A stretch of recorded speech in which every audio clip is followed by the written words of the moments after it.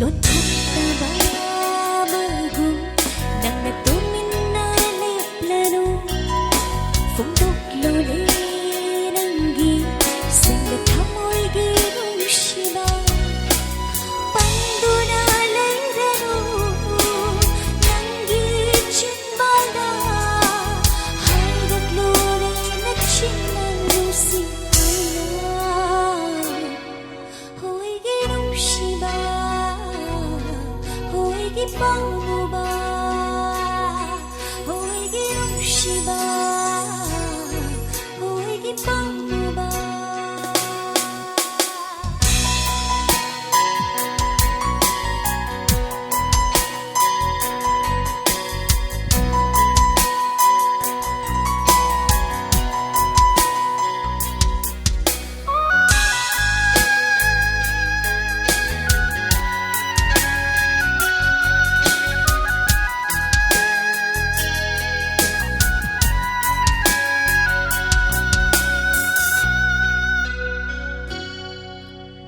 Nung siba ng gitamoy gin Mayay kalawahay na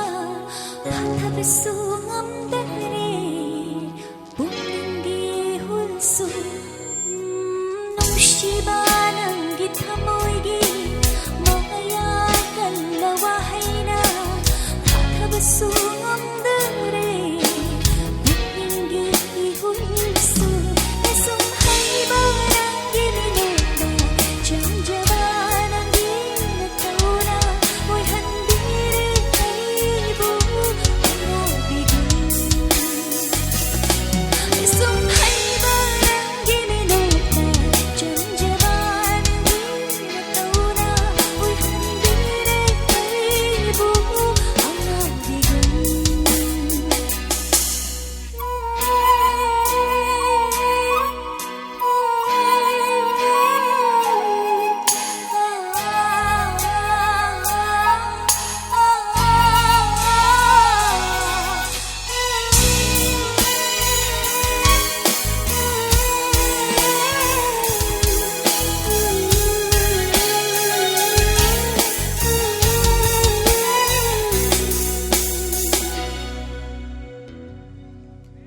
Nung sikan desado na Tamoy pandabagong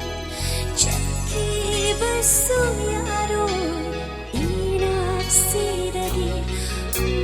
Nung sikan desado na